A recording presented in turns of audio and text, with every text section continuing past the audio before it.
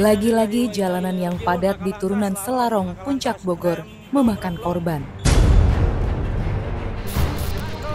Peristiwa ini terjadi saat libur panjang di akhir pekan ini. Sebuah truk box yang hilang kendali menabrak pemotor saat berlangsung rekayasa lalu lintas one way.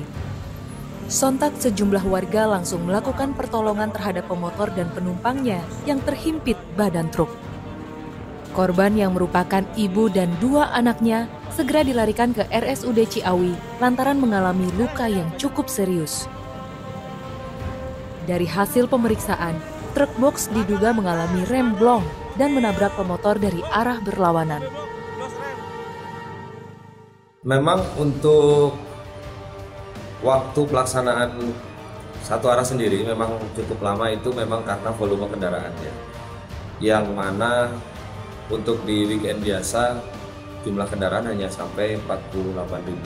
Namun saat ini di awal hari pertama long weekend itu mencapai 61.000 kendaraan, sehingga memang pada saat pelaksanaan penerapan one way atau satu arah ke bawah itu waktunya jadi cukup panjang. Rekayasa lalu lintas yang dilakukan oleh polisi sebenarnya bertujuan untuk mengurangi kemacetan di kawasan Puncak. Tapi imbasnya, kemacetan panjang di Tol Jagorawi membuat ribuan mobil warga ibu kota mengular antre menuju Puncak. Kemacetan seperti ini merupakan potret betapa ruwetnya lalu lintas kita. Pertambahan volume kendaraan tidak sebanding dengan jalan yang ada.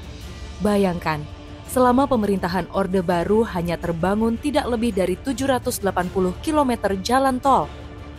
Beruntung, Presiden ke-7 Joko Widodo langsung melakukan akselerasi pembangunan jalan. Alhasil hingga tahun 2024, terbangun 2.200 km jalan tol di seluruh Indonesia. Sementara Presiden Prabowo Subianto baru akan membangun tol pada tahun 2026 sepanjang 28,19 km. Karena fokus pemerintahan kali ini adalah menyelesaikan proyek jalan tol yang sudah berjalan. Sebenarnya, Jokowi mewariskan 32 jalan tol yang masuk ke dalam proyek strategis nasional. Tapi Presiden Prabowo mencoret 28 di antaranya dan menyisakan 4 proyek jalan tol yang akan dilanjutkan. Salah satunya adalah Tol Semarang-Demak yang telah dimulai pembangunannya pada tahun 2022. Saya ingin memberi peran yang lebih besar kepada swasta. Ada yang mengatakan saya menghentikan proyek-proyek infrastruktur. Tidak benar, saya tidak menghentikan. Saya merubah. Infrastruktur akan sebagian besar saya serahkan kepada swasta untuk membangun. Swasta lebih efisien, swasta lebih inovatif, swasta lebih pengalaman, saudara-saudara sekalian. Jadi nanti jalan tol, pelabuhan, bandara, saya serahkan swasta, silakan bergerak semuanya. Seperti inilah kondisi Jalan Nasional Semarang-Demak. Banjir akibat naiknya air laut atau rop terjadi hampir setiap hari. Bayangkan bagaimana parahnya kemacetan horor yang dirasakan warga. Jalan yang sudah beberapa kali ditinggikan ini seakan selalu tergenang air laut.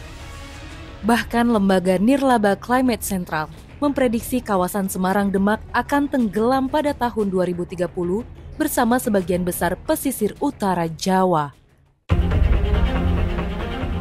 Tol sepanjang 24 km ini diharapkan dapat berfungsi ganda.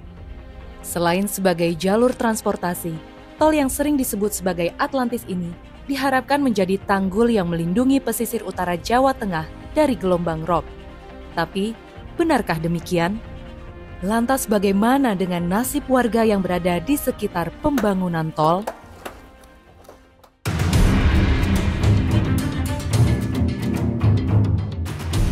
Kali ini saya mendatangi Desa Bedono dan Desa Timbul Seloko di Kabupaten Demak, Jawa Tengah. Masih ada sekitar 400 kepala keluarga yang bertahan di 2 desa ini. Sudah puluhan tahun warga menderita akibat banjirop dan penurunan tanah. Pilihannya hanya 2, meninggikan rumah atau pindah. kayunya udah pada lapuk. Nih harus buat masuk ke rumahnya harus duduk kayak gini.